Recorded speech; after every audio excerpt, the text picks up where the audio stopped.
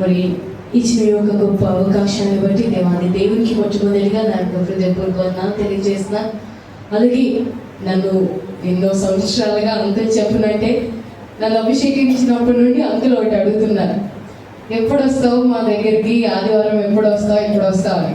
Last 3 years కూడా కనబడిన ప్రతిసారి ఇదే అడుగుతున్నారు. కనబడిన ప్రతిసారి కూడా నేను వస్తాను అంకుల్ అంటున్నాను, కానీ ఎప్పుడు కూడా అవ్వట్లేదు.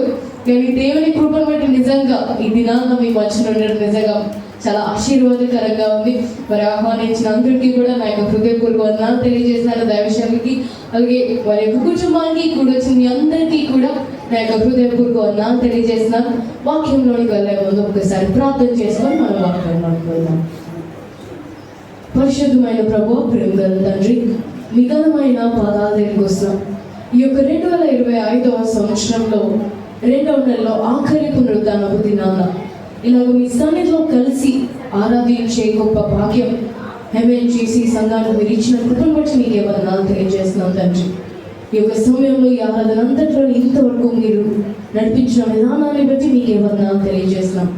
ఈ యొక్క సమయంలో నరులతో మాట్లాడితే ఏ ప్రయోజనం లేదు, కానీ నరులమైన మా అందరితో మీరే మాట్లాడి మాకు కావాల్సిన వాక్కుని మీరు అందించి మమ్మల్ని బలపరిచి ఇంకా మీ యొక్క రాకడి కొరకు మమ్మల్ని సిద్ధపరిచి ఎత్తబడే సంఘంగా ఉండడానికి మీరు కృప చూపించమని యేసున్నత నామములో అడిగి వేడుకుంటున్నాం తండ్రి. నేను ఆలోచించాను ఏం చెప్పాలి, దేని కొరకు మాట్లాడాలి అని. అయితే నేను ధ్యానిస్తున్న ఆ యొక్క గ్రంథంలో నుండే ఒక విషయాన్ని ఈ దినాన ముఖ్యంగా మీతో మాట్లాడాలని నేను అనుకుంటున్నాను. యోహాను రాసిన మొదటి పత్రిక 2వ అధ్యాయం 15వ వచనాన్ని మనం ఒక్కసారి చదువుకుందాం. యోహాను రాసిన మొదటి పత్రిక 2వ అధ్యాయం 15వ వచనాన్ని ఒక్కసారి చదువుకుందాం. ఈ లోకమునైనను లోకములో ఉన్న వాటినైనను ప్రేమింపకుడి. ఎవడైనను లోకమును ప్రేమించిన ఎడల తండ్రి ప్రేమ వానిలో ఉండదు. చాలండి, ఈ యొక్క మాట మనందరికీ కూడా తెలిసిందే. సింపుల్ గా ఇక్కడ యోహాను భక్తుడు ఏమంటున్నాడంటే, ఈ లోకంలో ఉన్న వాటిని మీరు ఏం చేయొద్దు అంటే ప్రేమించొద్దు. ప్రేమిస్తే జరిగేది ఏంటి అంటే దేవుని ప్రేమ మీలో ఉండదు. చాలా క్లియర్ గా అంటున్నారు కదా. వినడానికి కూడా చాలా సింపుల్ గా ఉంది. ఇప్పుడు చిన్న బిడ్డలను అడిగినా కూడా వాళ్ళు ఏమంటారంటే లోకాన్ని ప్రేమించకూడదు, లోకంలో ఉన్న వాటిని ప్రేమించకూడదు. చెప్పడానికి ఇది చాలా సులభంగా ఉంది, చదవడానికి కూడా చాలా సులభంగా ఉంది. మన డే టు డే లైఫ్లో ప్రతిరోజు జీవితంలో ఎన్నిసార్లు నిజంగా మనం లోకాన్ని ప్రేమించకుండా, లోకంలో ఉన్న వాటిని ప్రేమించకుండా మనం ఉండగలుగుతున్నాం? ఒకసారి ఆలోచించండి. ఎవరు అన్నా కూడా ఏదో విధంగా దేనికో దానికి మనము ఏంటంటే లొంగిపోయి వాటిని ప్రేమిస్తూ ఉంటాం. కానీ దినాన్న నేను జ్ఞాపకం చేయాలనుకుంటుంది ఏంటి అంటే ముఖ్యంగా ఇదే. ఎందుకంటే పౌలు భక్తుడు ఒక మాట అంటాడు, 3 మిగిలిన ఏంటి అంటే ప్రేమ, విశ్వాసం, నిరీక్షణ. వాటిలో గ్రేటెస్ట్ థింగ్ ఏంటి అంటే ప్రేమ. నేను లాస్ట్ టైం ఇక్కడికి యానివర్సరీకి వచ్చినప్పుడు కూడా నేను మీకు అది జ్ఞాపకం చేశాను. ఎందుకు అంటే ఈ ప్రేమ అనేది ప్రపంచంలో చాలా ప్రాముఖ్యమైనది. ముఖ్యంగా దేవుడే ప్రేమై ఉన్నాడన్న విషయం మనకి తెలుసు. అలాంటిది ఈ ప్రేమ అనేది ఎందుకు క్రైస్తవుల యొక్క జీవితంలో ఇంత ప్రాముఖ్యమైనది అంటే మనందరికీ తెలిసిన అతిపెద్ద వచనం ఏంటంటే దేవుడు లోకమును ఎంతో ప్రేమించి. మన స్టార్టింగ్ క్రైస్తవులుగా మన క్రైస్తవ జీవితంలో ఒక అతిపెద్ద పునాది విశ్వాసంతో పాటు ఏంటి అంటే ప్రేమ. ఇప్పుడు ఆయన ప్రేమ మనము కలిగి ఉండాలి అంటే లోకంలో ఉన్న వాటిని మనము ప్రేమించకూడదు. సరే, చెప్పడానికి ఈజీగానే ఉంది. ఇది ఎలా చేయాలి? ఎలా మనము లోకాన్ని ప్రేమించకుండా, లోకంలో ఉన్న వాటిని ప్రేమించకుండా ఎలా ఉండాలి అంటే మనకంటూ కూడా ఒక ఎగ్జాంపుల్ కావాలి కదా, ఒక ఉదాహరణ. ఇది ఎలా జరిగే పని అయినా అవునా కాదా అనే ప్రశ్న మనకి ఉంటుంది కనుక ఎలా అన్న దానికి జవాబు ఒక ఉదాహరణను నేను ఈ దినాన్ని మీకు చూపించాలనుకుంటున్నాను. ఫిలిప్పీయులకు రాసిన పత్రిక 3వ అధ్యాయం 17వ వచనం నుండి మనం చదువుకుందాం. సహోదరులారా, మీరు నన్ను పోలి నడుచుకుని చాలండి. ఇక్కడున్న కొద్ది వచనాలు ఈ యొక్క ఉదయకాల సమయంలో మనం ధ్యానిద్దాం. లోకాన్ని ప్రేమించకుండా ఎలా నడుచుకోవాలి, ఎలా జీవించాలి అన్న దానికి ఇక్కడ ఉదాహరణని మనం చూస్తున్నాం. సహోదరులారా, మీరు నన్ను పోలి నడుచుకోవాలి. ఈ మాట ఎవరు అంటున్నారు? పౌలు భక్తుడు. ఫిలిప్పీ సంఘంగా ఆయన ఏమంటున్నారంటే, మీరందరూ ఉన్నారు కదా సంఘంగా, మీరు నన్ను పోలి నడుచుకోండి. మనం అనుకుంటాం ఆ మాట విన్నప్పుడు ఆయన ఎంత గర్వంతో అంటున్నారో ఏంటో అని. కానీ అక్కడ ఆయన ఆ మాట అనాలి అంటే ఒకసారి ఆలోచించండి. బైబిల్లో అతి ఎక్కువ గ్రంథాలు రాసింది ఆయనే. ఆయన రాసిన ప్రతి సంఘానికి కూడా ఎలా ఉండాలి, ఎలా జీవించాలి అని, వాళ్ళు చేసిన తప్పుల్ని కరెక్ట్ చేసుకుంటూ ఆయన ఎన్నో రాశారు. అవునా కదా? ఇప్పుడు ఆయన చెప్పిందంతా కూడా వాళ్ళు వినాలి అంటే, ఈయన జస్ట్ చెప్పి ఈయన అలా నడుచుకోలేదు అనుకోండి, వాళ్ళు చేస్తారా? ఇప్పుడు నేను మిమ్మల్ని అందరినీ కూడా లోకాన్ని ప్రేమించొద్దు అని చెప్తున్నాను. నేనే లోకాన్ని ప్రేమించాను అనుకోండి, మీరు నా మాట వింటారా? వినరు. ఎందుకు? మీరే చేయలేదు, నేనెందుకు చేయాలంటారు. అదే ప్రశ్న ఇక్కడ. సేమ్ పౌలు భక్తుడు వీళ్ళందరికీ రాస్తున్నారు అంటే ఎలా ఉండాలి, ఏం చేయాలి అన్నీ రాస్తున్నారు. వాళ్ళు అది పాటించాలి అంటే ఈయన అలా జీవించాలి. అందుకే నేను ఏమంటానంటే, నేను మీకు ఏదైతే చెప్తున్నానో అది నేను పాటిస్తున్నాను, నేను అలానే జీవిస్తున్నాను కనుక మీరు నన్ను పోలి నడుచు. అలా చెప్పాలి అంటే ఆయన చెప్తున్న ప్రతీది కూడా చేస్తున్నారని అర్థం కదా. మీలో ఎంతమంది సువార్త చేశారు? ఒకసారి చేతులు పైకెట్టారు. ఎవరో ఒకరికి, మీ చుట్టుపక్కల వారికి అవ్వచ్చు, లేదా సంఘంలో మీరు బయటికి వెళ్ళినప్పుడు సువార్త చేసిన వారు ఉన్నారు. అవునా కాదా? క్రీస్తు కోసం చెప్పిన వారు ఉన్నారు. మీరు చేతులు పైకెట్టిన వారు, మీరందరూ కూడా సువార్త చెప్పినప్పుడు క్రీస్తు కోసం చెప్తున్నారు. క్రైస్తవులు ఇలా ఉండాలి, అలా ఉండాలని మనం చెప్తూ ఉంటాం. అవునా కాదా? క్రీస్తు మన కొరకు చేసిన త్యాగం కోసం చెప్తాం. క్రైస్తవులు ఎలా జీవిస్తున్నారో ఇవన్నీ కూడా మనం చెప్తూ ఉంటాం. ఇవన్నీ చెప్పి మన జీవితంలోనే అది కనబడలేదు అనుకోండి, ఎవరైనా రక్షణ పొందుకుంటారా? అది మన చుట్టుపక్కల వాళ్ళు అవ్వచ్చు, కాలేజ్లో ఉన్న ఫ్రెండ్స్ అవ్వచ్చు, లేదా కాలీగ్స్ అవ్వచ్చు, రక్షణ పొందలేదు. దినాన్ని ఉదాహరణ ఏంటి అంటే పౌలు యొక్క జీవితం. ఆయన ఏదైతే చెప్పాడో దానికి తగ్గట్టు జీవించారు కనుక ఆయన ఏమంటున్నారంటే, నన్ను పోలి మీరు నడుచుకోండి.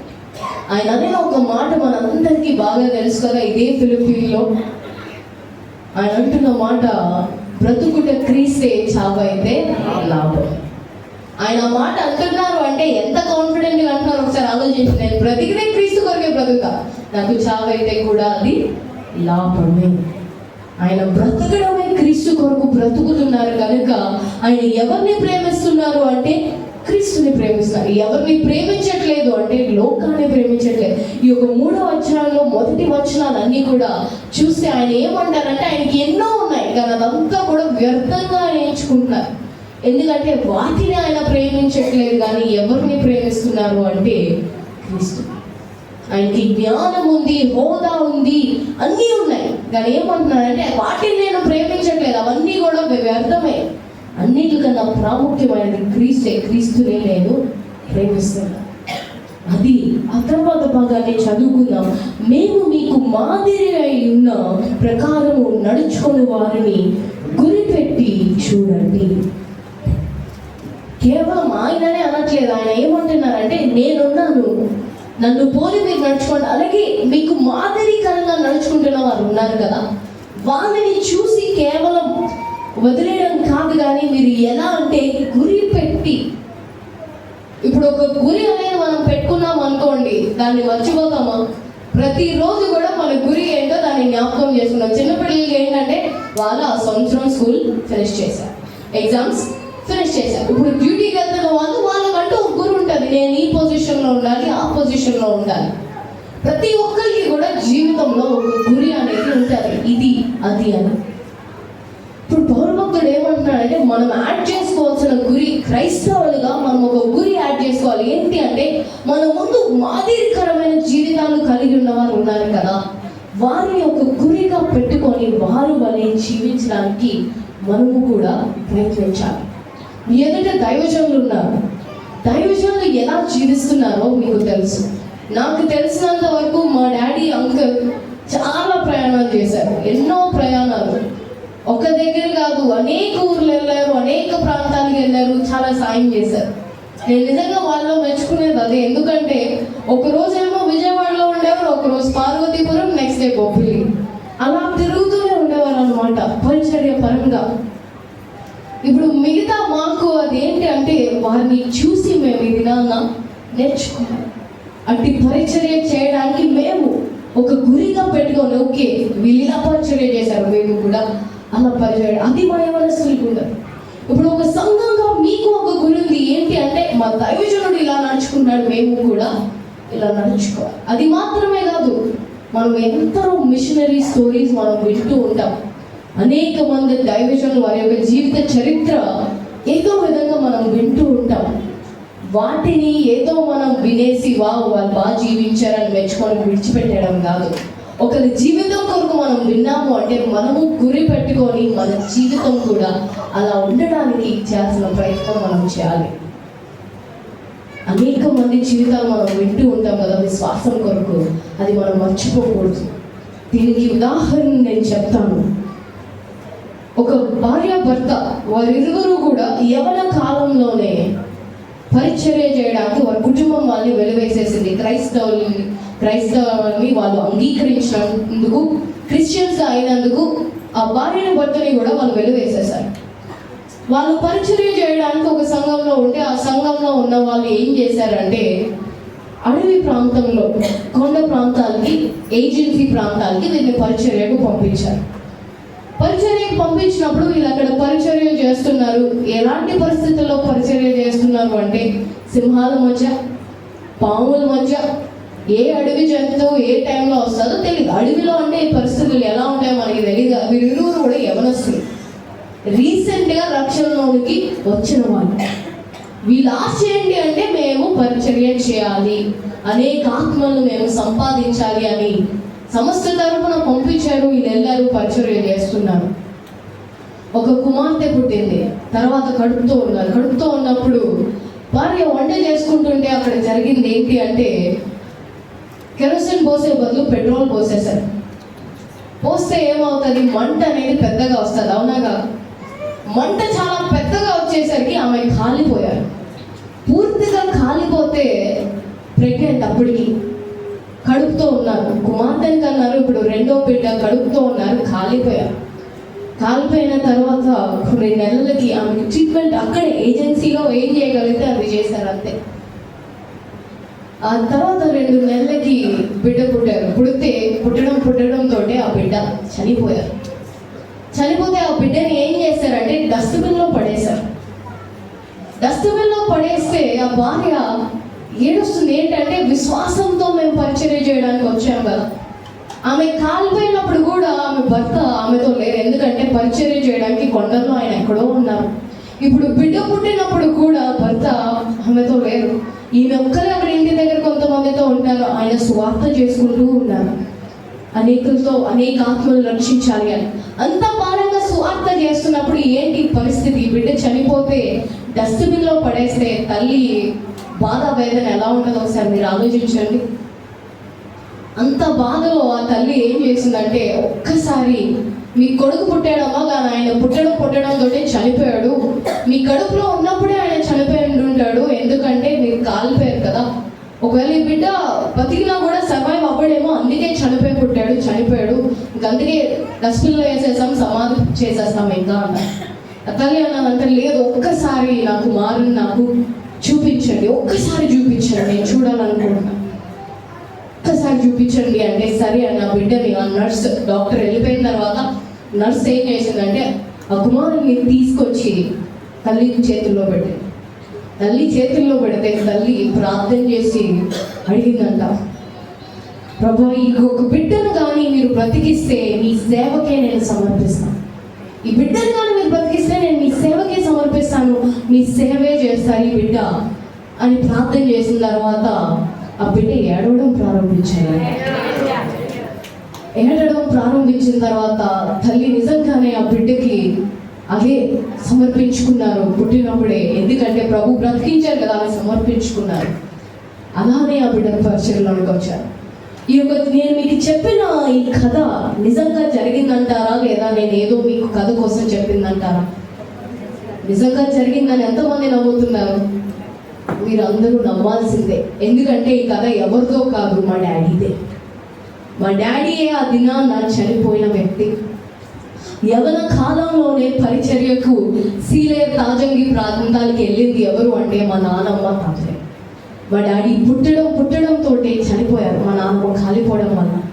డాడీ ఫస్ట్ 3 years కూడా మా నాన్నకి చనిపోయినప్పటికీ కూడా మీరు చూస్తుంటే ఆ కాలిపోయిన మరకలు ఇక్కడ పొట్ట నుండి కాలు వరకు ఉంటాయి.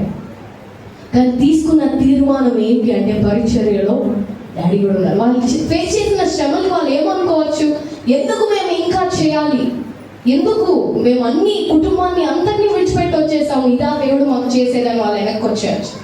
కానీ మా నాన్నమ్మ తాతయ్య అలా చేయలేదు. మా తాతగారేమో మా డాడీకి పేరు జాన్ విక్టర్ ఎమాన్యుయల్ అని పెడదాం అనుకున్నారు. మా నాన్నమేమో నేను ఈ బిడ్డని సమర్పించుకున్నాను, అందుకే జాన్ సమర్పణ్ రాజు అని పేరు పెట్టారు మా డాడీకి. అలా వాళ్ళు ఎప్పుడు కూడా మా నాన్నమ్మ మాకు ఇదే చెప్తూ ఉండేవారు, మా డాడీకి కూడా.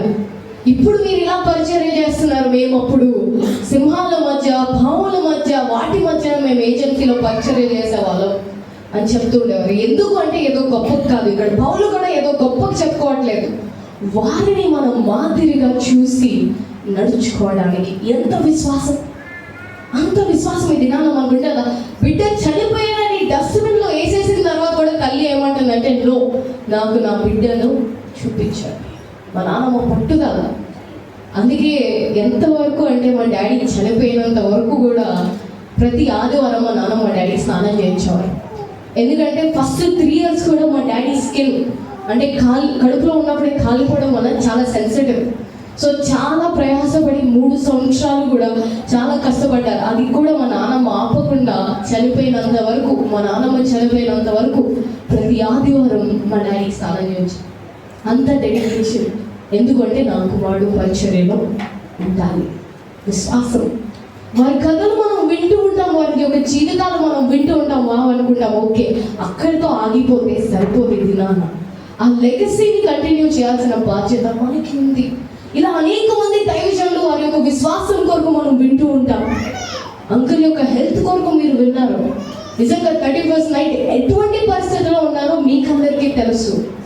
కానీ ఎలా విశ్వాసం ద్వారా, ప్రార్థనల ద్వారా ఎలా స్వస్థత పొందుకున్నారో మీ అందరికీ తెలుసు.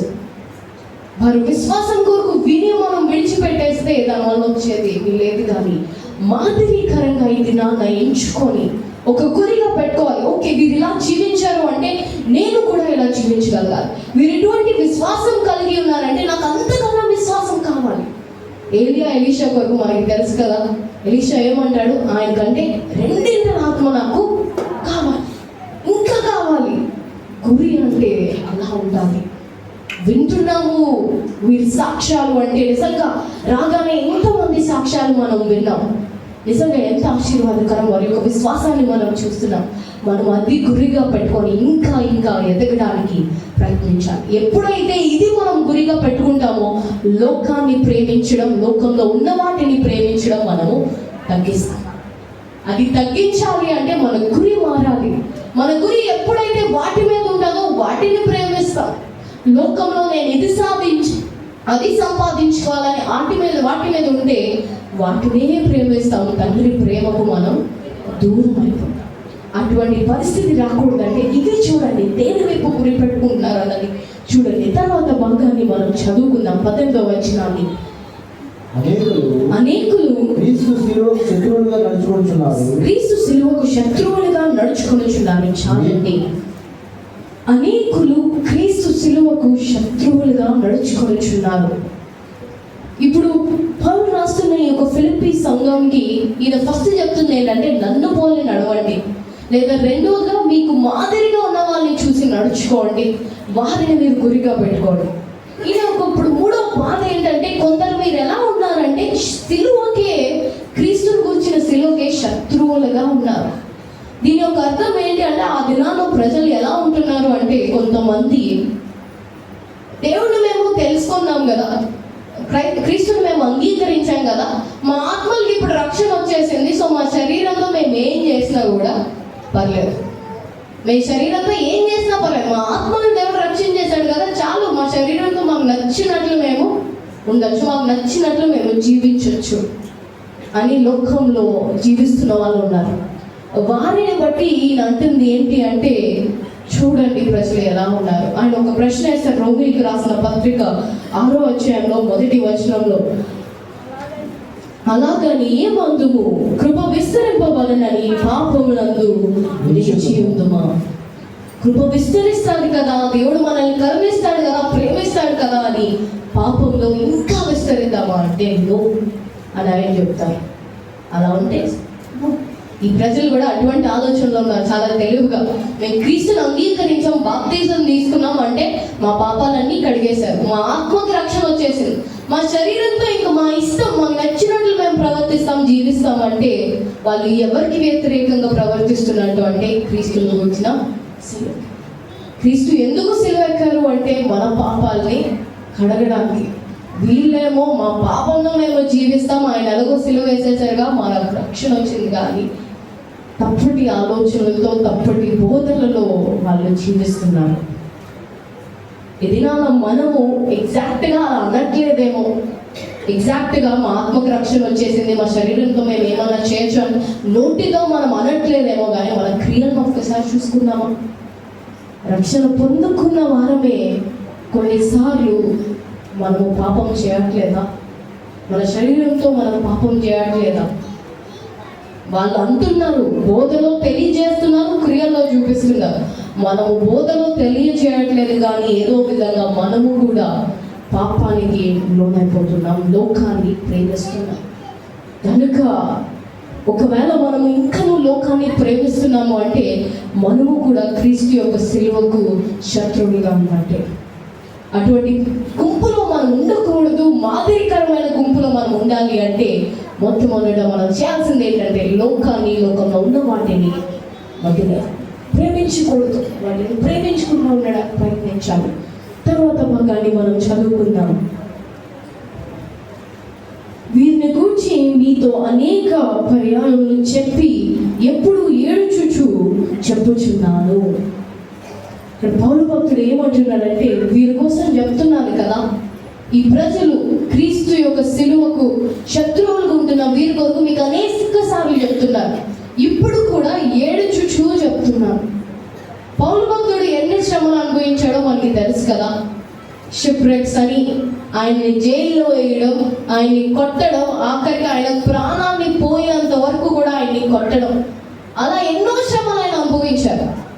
వాటిని అనుభవించినప్పుడు ఎప్పుడన్నా ఆయన ఏడడం మనం చదివామా? ఎక్కడన్నా ఆయన బాధల్లో, శ్రమల్లో ఆయన్ని శోధించినప్పుడు ఏడడం మనం చూసామా? లేదా ఆయన అనేక మంది అధిపతులు ఎదుట నించున్నప్పుడు ఆయన్ని వాళ్ళు ప్రశ్నిస్తున్నప్పుడు ఆయన ఏడడం చూసామా? లేదు, ఎక్కడ కూడా ఆయన ఏడడం కూడా. ఆయన ఎక్కడ ఏడుస్తున్నారు అంటే, అయ్యో ప్రజలు క్రీస్తు యొక్క సిలువకు శత్రువులు అయిపోతున్నారు, అక్కడ ఆయన ఏడుస్తున్నారు. చూడండి, ఆయన బాధ వేదనని మనం అర్థం చేసుకో. లోకాన్ని ప్రేమిస్తే క్రీస్తు యొక్క సిలువకు మనం శత్రువులు అయిపోతాం. అప్పుడు బాధ ఎవరికి అంటే మన దైవజనులకి. మన జీవితాన్ని మనం చూసినప్పుడు అంత బాధ వేదన ఎవరికి కలుగుతుంది అంటే వారికి. అంతకు మించిన బాధ వేదన ఎవరికి కలుగుతుంది అంటే మన కొరకు సిలువ వేసిన క్రీస్తుకే కలుగుతుంది. అందుకే ఈయన అంటున్నాడు, నన్ను పోలి మీరు నడవండి, నన్ను పోలి నడుచుకోండి. ఇక్కడ నన్ను పోలి నడుచుకోండి అన్న దానికి అర్థం ఎలాంటిది అంటే, మనం స్టాంప్ వేస్తాం తెలుసు కదా, ఏదన్నా పేపర్ల మీద, లెటర్ల మీద లేదా స్టాంప్ అనేది వేస్తూ ఉంటాం. ఆ స్టాంప్ వచ్చి ఎలా ఉందో అలా దిగిపోద్ది, ప్రింట్ అవుతుంది. ఇక్కడ నన్ను పోలి నడవండి అన్న దానికి గ్రీక్ పదం టైపోస్ అనే దానికి అర్థం ఏంటంటే ప్రింట్. ఆయన ఎవరు ప్రింట్ అంటే యేసు ప్రభు ప్రింట్. ఆయన కొరింథీ సంఘంతో రాస్తూ అంటూ ఉంటారు, మీరు నన్ను పోలి నడవండి, ఎందుకంటే నేను క్రీస్తుని పోలి నడుచుకుంటున్నాను. రీజన్ అది. ఆయన ఎవరు ప్రింట్ అంటే క్రీస్తు ప్రింట్, అంటే ఎగ్జాక్ట్ కాపీ. ఇప్పుడు ఆయనను పోలి నడుచుకోవాల్సిన మనము ఎలా ఉండాలి అంటే క్రీస్తు కాపీ వల్లే మనము కూడా ఉండాలి. మహాత్మా గాంధీ అనే ఈ మాట మనం చాలాసార్లు కలుసుకుంటూ ఉంటాం. ఏంటి అంటే, I love Christ but I hate Christians. నాకు క్రీస్తు అంటే చాలా ఇష్టం, కానీ నాకు క్రైస్తవులు అంటే ఇష్టం లేదు అనే మాట ఆయన అన్నది మనకి తెలుసు. ఎందుకు ఆయన ఆ మాట అంటాడంటే, నిజంగా క్రీస్తుని పోలి మనము నడవలేకపోతున్నాం కదా, అదే ప్రాబ్లం మనకి. ఒకవేళ నిజంగా ఆయన ప్రింట్గా మనం ఉంటే, ఆయనను పోలి మనం నడుచుకుంటే, ఈ దినాన అనేక మందిని మనం మార్చగలం. క్రీస్తుని పోలి నడుచుకున్న శిష్యుల వల్ల ఎంతమంది రక్షణ పొందుకున్నారు? స్టార్టింగ్లోనే 3,000, 5,000 అంతమంది రక్షణ పొందుకుంటున్నారు అంటే, అసలు క్రైస్తవులు అనే పేరు వాళ్ళకి వచ్చిందంటే కేవలం వాళ్ళని చూసి ఏమన్నారంటే, వీళ్ళు క్రీస్తులాగా ఉన్నారు అంటే వీళ్ళు క్రైస్తవులు, వీళ్ళు క్రీస్తు అనే జీవిస్తున్నారు, యేసుక్రీస్తు ఎలా ఉండేవారు వీరు అలాగే ఉన్నారని అంత్యోకులో క్రైస్తవులు అనే పేరు వీళ్ళకి పెట్టారు. వాళ్ళు అలా ఉన్నారు కనుక అనేక ఆత్మలను సంపాదించగలుగుతారు. మనము అలాగే క్రీస్తుని పోలి, పౌలుని పోలి నడుచుకుంటే మన జీవితమే ఒక పత్రికగా మారి అనేకులు రక్షణలోకి వస్తారు. అట్టి జీవితం నిజంగా మనకి కావాలి అంటే మొట్టమొదటి మనం చేయాల్సింది ఏంటంటే, వారి వల్లే మనము గురి పెట్టుకొని నడవాలి. తర్వాత భాగాన్ని మనం చదువుతాం. 19వ వచనాన్ని, నాశనమే వారి అంతము. చాలండి. ఇప్పుడు ఇలా నడుచుకోవడం వల్ల లోకాన్ని ప్రేమించి, ముఖ్యంగా క్రీస్తు యొక్క సిలువకు వ్యతిరేకంగా ఉండడం వల్ల వచ్చే ఎండ్ రిజల్ట్ ఏంటి అంటే ఒకటే. ఆయన ఏం చెప్తున్నారంటే, నాశనమే వారి అంతము. End goal. ఇలా మీకు నచ్చినట్లు మీరు జీవించి, నా ఆత్మకి రక్షణ వచ్చేసింది కదా, నా శరీరంతో నేను ఏమన్నా చేస్తాను, లోకాన్ని ప్రేమిస్తాను, లోకంలో ఉన్న వాటిని ప్రేమిస్తాను, నా సొంత గురువులకే నేను గురి పెట్టుకొని వాటినే అచీవ్ చేయడానికి నేను ప్రయత్నిస్తాను అని క్రీస్తుని విడిచిపెట్టేసి మనం జీవిస్తే ఎండ్ గోల్ ఏంటి అంటే నాశనం. దినంలో ఎవరన్నా మనల్ని మనం నాశనం అయిపోవాలని మనం కోరుకుంటామా? ఇంకా చెప్పాలంటే ఇతరులు నాశనం అయిపోవాలని మనం అంటూ ఉంటాం, కానీ మనల్ని మనం నాశనం అయిపోవాలని మనం ఎప్పుడన్నా అంటామా? కోరుకుంటాం లేదు. ప్రతి ఒక్కరికి ఏంటంటే మేము అభివృద్ధికి చెందాలి, ఇంకా ముందుకు వెళ్ళాలనే ఆశ మనకి ఉంటుంది. అలా అవ్వాలి అంటే చేయాల్సింది ఏంటంటే ఇది గుర్తు తెచ్చుకోండి. లోకాన్ని ప్రేమించాలనుకుంటే అర్థం చేసుకోండి, నాశనానికి గురవుతారు. ఎండ్ రిజల్ట్ అంతం ఏంటి అంటే నాశనం. అది మీరు మర్చిపోవద్దు. తర్వాత భాగాన్ని చదువుకుందాం. వారి కడుపే వారి దేవుడు. చాలండి. వారి కడుపే వారి దేవుడు అన్న దానికి అర్థం ఏంటి అన్నది మనం ఆలోచిస్తే, మన కడుపుకి ఏం కలుగుతుంది? ఆకలి అనేది కలుగుతుంది, అవునా కాదా? ఇక్కడ ఎంతమందికి ఆకలి వేస్తూ ఉంటుంది? మానవులుగా ప్రతి ఒక్కరికి ఆకలి అనేది కలుగుతుంది. ఆకలి ఎక్కడి నుండి వస్తుంది? మన కడుపు నుండి. ఆకలి వేస్తే, చాలా ఆకలి వేస్తే అక్కడ ఏమున్నా మనము తినేస్తాం. 40 రోజులు మనం తినలేదు అనుకోండి, ఆకలితో ఉన్నాం అనుకోండి, ఏది కనబడితే అది బాగోపోయినా కూడా దాన్ని మనం తినేస్తాం. ఆఖరికి అది కాకరకాయ అయినా కూడా మనం తినేస్తాం. ఆకలి. వీరి కడుపే వీరి దేవుడు అన్న దానికి అర్థం ఏంటి అంటే, వీళ్ళు ఏది కోరుకుంటే, ఆకలి వేస్తే ఏది పడితే అది ఎలా తినేస్తామో, వీళ్ళకి ఏ ఆశ కలిగితే దానికి వీళ్ళు లొంగిపోతారు. ఏ ఆశ కలిగితే, ఇప్పుడు నాకు ఇలా చేయాలని ఉంది, అది పాపం అని తెలిసినా కూడా వాళ్ళు ఏంటంటే దానికి లొంగిపోతారు. వీళ్ళ కడుపే వీరి దేవుడు అంటే వీరి ఆశలే, వీరి ఆశ ఏదైతే ఉందో దానికి వీరు లొంగిపోయి దాన్ని ఫాలో అవడానికి వీళ్ళు సిద్ధపడతారు. మా కడుపే మా దేవుడు. దేవుడు చెప్పింది చేయడం కాదు, దేవుని చిత్తాన్ని చేయడం కాదు, మా సొంత ఆశలే. మా కడుపే మాకు దేవుడు అంటే సొంత ఆశలు. మా ఆశలు ఏమైతే ఉన్నాయో వాటికి మేము లోపడిపోతాం, వాటికి మేము లొంగిపోతాం అంటున్నారు. అది ఇక్కడ తర్వాత భాగంలో వారు చిన్న మాటలు చూద్దాము. వారు సిగ్గుపడవలసిన సంగతులందు అతిశయపడుచున్నారు. దేవుణ్ణి దేవుడిగా ఉంచుకోకుండా వారి సొంత ఆశలను, సొంత శరీరాన్ని దేవుడిగా వాళ్ళు ఉంచుకుంటున్నారు. రెండవది ఏంటి అంటే, వారు దేన్ని బట్టి సిగ్గుపడాలో దాన్ని బట్టి అతిశయపడుతున్నారు. అయ్యో నేను తప్పు చేశానన్న బాధ కన్నా నేను తప్పు చేశాను చూడండి అనే ఒక గొప్ప విషయాలు చెప్పుకుంటున్నారు. అప్పుడే కాదు, ఇప్పుడు కూడా ఇదే పరిస్థితి. ఎలా ఉంది అంటే ఏది పాపమో ఏది పాపం కాదో తెలియని పరిస్థితి ప్రపంచంలో. కొంతమంది పాపాన్ని చేసి ఏమంటున్నారంటే నో ఇది పాపం కాదు, ఇది పాపం కాదని చెప్పుకుంటున్నారు. గొప్పగా చెప్తారు, దేన్ని బట్టి సిగ్గుపడాలో దాన్ని బట్టి అతిశయపడుతున్నారు. పరిస్థితులు మనం చూడట్లేదా?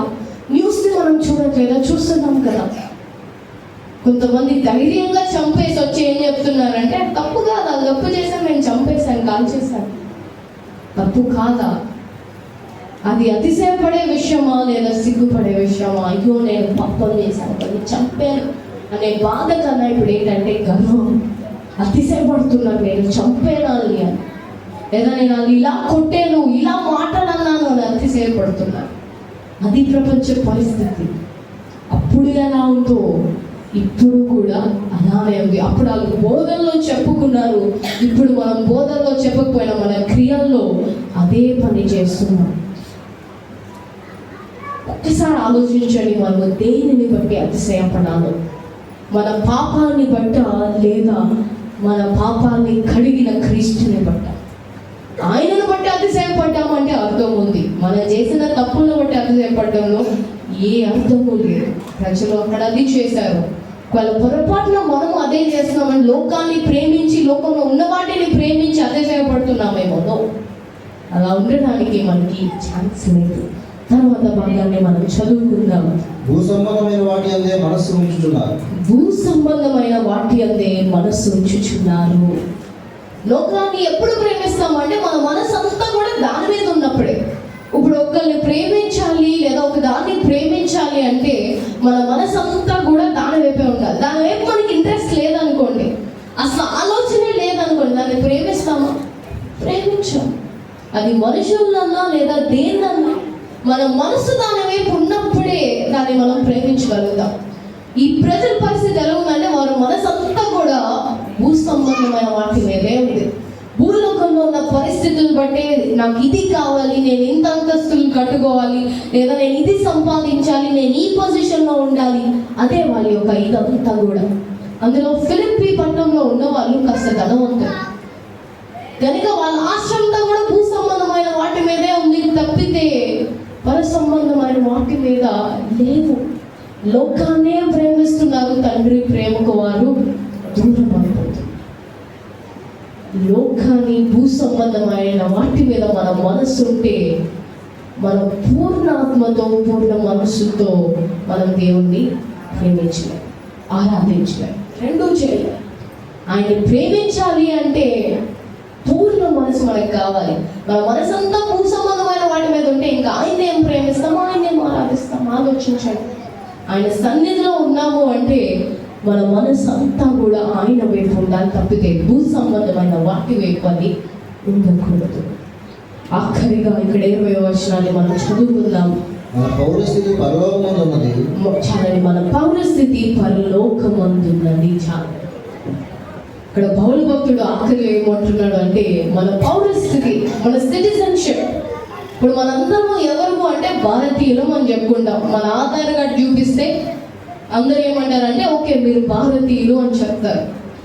అయితే ఏమంటారంటే మీ పౌరస్థితి మీరు రోమీలు కాదు, మీరు రోమా ప్రాంతంలో ఉన్నారు కనుక మీరు రోమీలు కాదు మీ పౌరస్థితి.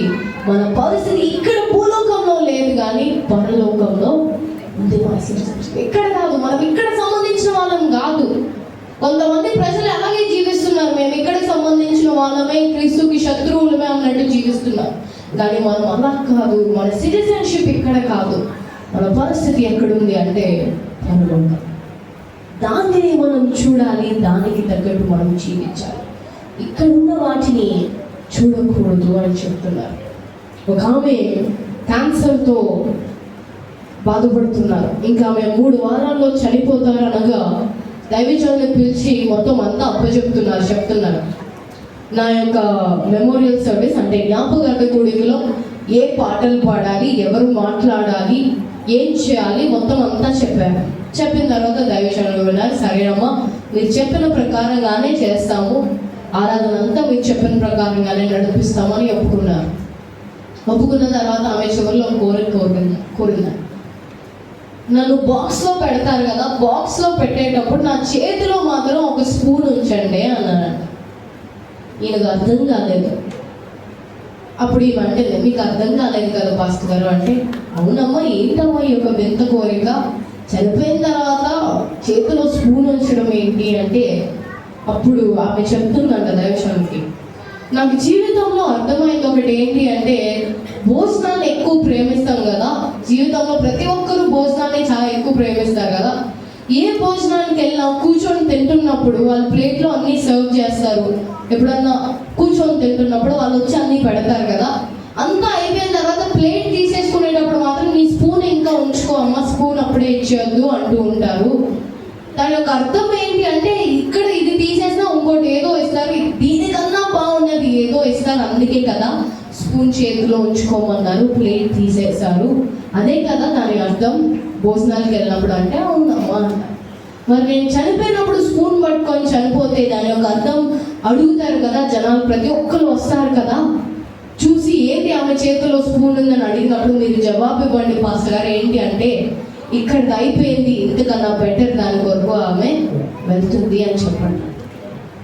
ఇక్కడిది అయిపోయింది, ఇక్కడిది అయిపోతుంది, ఈ లోకం అనేది అయిపోతుంది, ఈ భూలోకం అనేది ఏదో ఒక విధంగా నాశనం అవుతుంది.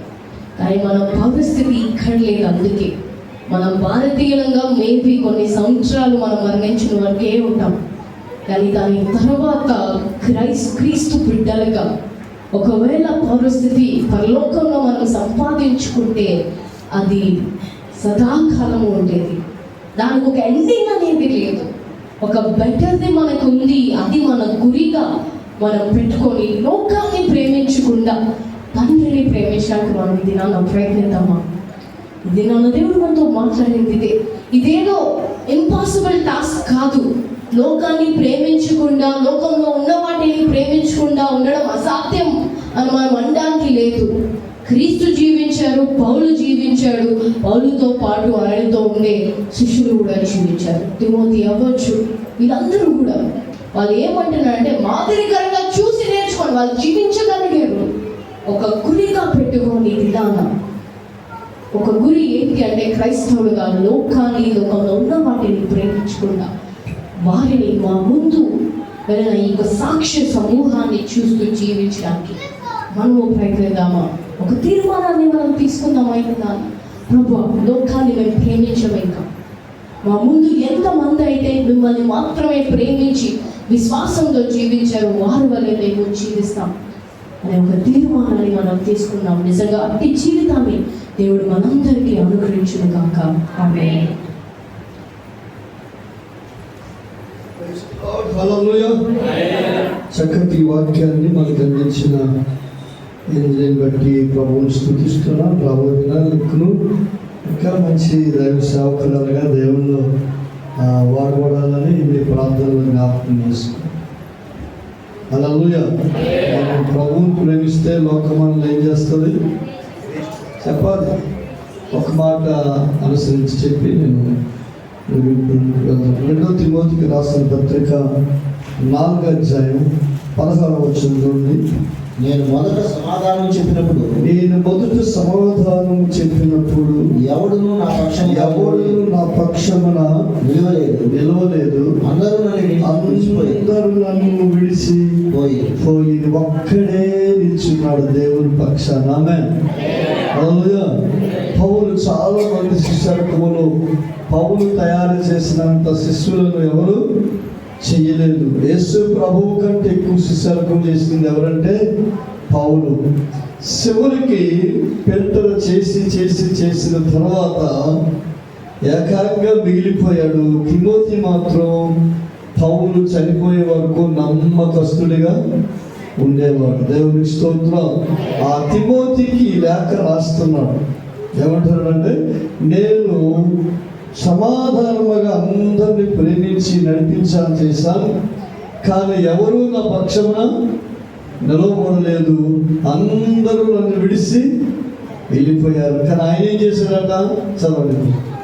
వారికి నేరముగా ఎంచబడకుండా, ఒకవేళ వాళ్ళు నన్ను విడిచి వెళ్ళిపోయినా పర్వాలేదు, విడిచి పెట్టినందుకు అది నేరముగా వారికి ఉండకూడదు. అది పౌలు యొక్క ఉద్దేశం. నిజమైనటువంటి నాయకుడు, సేవకుడు, సంఘాలను కట్టి సేవకులను తయారు చేసిన గొప్ప అనుభవం కలిగిన ప్రార్థనా పరుడు అపోస్తలుడైన పౌలు. ఆమేన్. ఆ 17వ వచనం దగ్గరికి వద్దాం. అయితే ముందు నన్ను అందరూ విడిచిపెట్టారు అంటున్నాడు. ఇప్పుడు రెండో పాట చెప్తాను.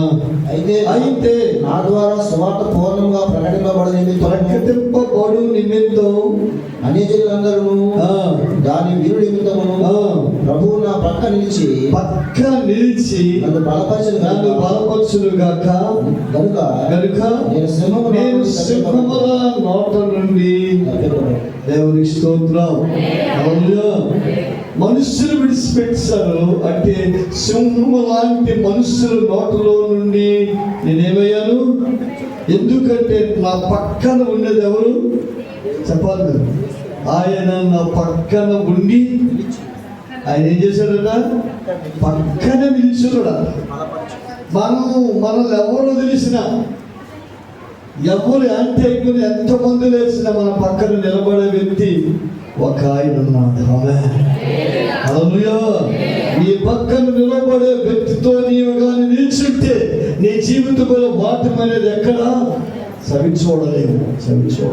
ఎవరు విడిచిపెట్టినా, ఎవరు వెళ్ళిపోయినా, ఎవరు నిన్ను కాదన్నా, ఎవరు నిన్ను మంచివాడు కాదన్నా, ఎవరు నిన్ను చెడ్డోడన్నా, ఎవరు నిన్ను హింసించినా, దూషించినా, నీవు ప్రభువుతో ఉంటే ప్రభువు నీతో నిల్చుంటాడమ్మా. పౌలు విశ్వాసం అది. కనుక పౌలు లోకాన్ని విడిచిపెట్టాడు, మనుషులను విడిచిపెట్టాడు. పిలిపి పత్రికలో రాస్తాడు, సమస్తాన్ని పెద్దగా ఎంచుకున్నాడు. అన్ని విడిచిపెట్టాడు. ఆస్తులు, అంతస్తులు అందరిని విడిచిపెట్టాడు. ఏకాగ్ర నిల్చున్నాడు. అందుకే లోకం ఇది. ప్రభువు కావాలనుకున్నప్పుడు లోకమును వదిలేస్తాడు, ప్రభువుతో నడుస్తాడు. అందుకే పౌలుకి అంత ఘనత. అపోస్తలుడు లిస్టులో వేయలేదు, కానీ అతడు అపోస్తలుడే. ఇంకా అందుకే పౌలు చరిత్రను బోధిస్తుంటాను. మంచిది, చక్కటి వాక్యాన్ని చెప్పి మమ్మల్ని బలపరిచిన రాబోయే దినాల్లో నీకులు దేవుడు అనేకులకు బలపరిచే సాధనంగా నిలబెట్టాలి. ప్రభువు నీ పక్షాన ఉన్నాడు. ప్రభు పక్షాన నిలబడితే దేవుడు గొప్ప కార్యాలు చేస్తాడు. ప్రార్థన చేసుకుందాం ఈ వాక్యాన్ని బట్టి. ఒకరి ముస్లిం అందరం ప్రభువుని స్తుతిద్దాం. Everybody close your eyes. మీ కళ్ళు మూసుకొని ప్రభువుని స్తుతించాలి. నాయనా నీ సేవకురాల ద్వారా ఒకవేళ నీ వ్యక్తిగత జీవితంలో వాటము నువ్వు సరి చూస్తే, ఒంటరి అయిపోతే, ఆమె జీసస్ హల్లెలూయా హల్లెలూయా నీ పక్షాన నిలబడేవు.